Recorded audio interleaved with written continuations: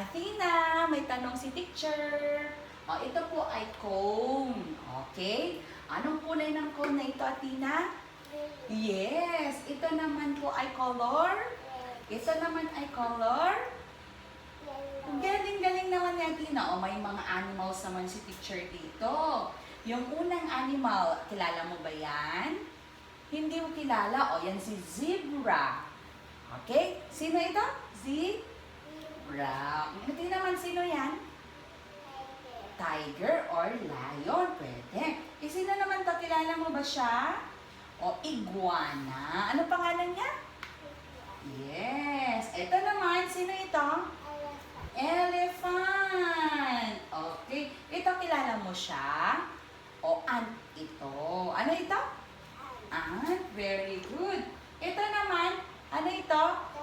Dolphin. Very good. O, assess naman kita ng pangalan ng letters. Okay, Athena, ready ba? O, Athena, anong letter ito, Athena? Letter? Anong letter ito, Athena? Letter? Hindi pa alam yung letter? Okay lang. O, next naman. Anong letter ito, Athena? Letter? O, letter S or S. Okay, kilala mo ba ito? Oh, very good. Pwede na ito. O, ito, kilala mo ba ito? O, A. Very good. Ito, kilala mo ba ito? O, ito si letter U. Ito, kilala mo ito? O, ito si letter Z. O, ito naman, sige na, kilala mo ito? Letter P. Okay lang.